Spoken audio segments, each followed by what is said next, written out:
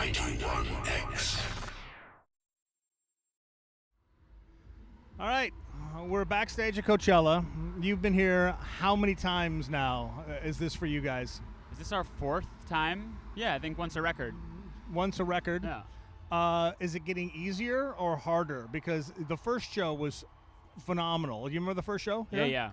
Was it as sharp in your memory as for me that everybody's like, after Coachella, it was like everybody knew what was going on with you guys because it was finally a big enough stage. Yeah, that was the first show where we played to an endless sea of people, and they liked it.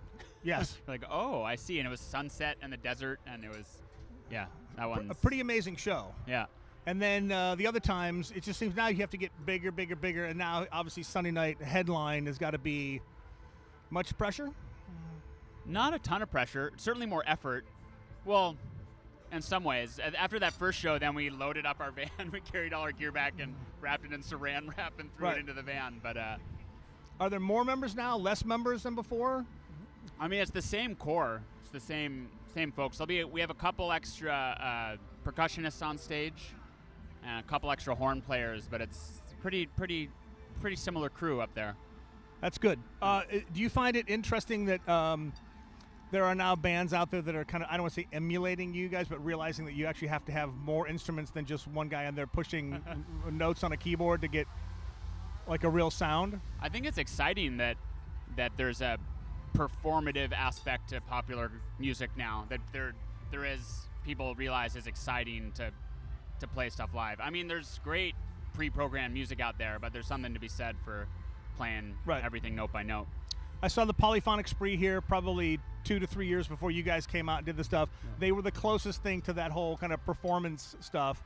And also, obviously, from Dallas, they did, they started their thing in Dallas. Tim from whatever the name of his band was, I'm spacing on now, Tripping Daisy. Yeah. But he just said, I'm going to expand this to the point where it's like a cult. Yeah.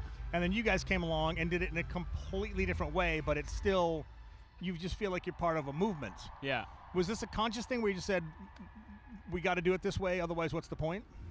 No, I think we were reacting a bit to the music around us and wanting to be really direct and in people's face. Like that's the song Wake Up is, when you're playing it in a small room for 30 people, is really direct and really in people's face. So that was the spirit of it, was just like directly communicating. And there's somebody to connect with everybody in the audience almost. Yeah. Because there's enough people on stage where like everybody in the audience just, they go pick out 5 or 6 people that they can, tune into, as opposed to watching a 3-piece and just. Yeah. What were the influences back then for you specifically, Will?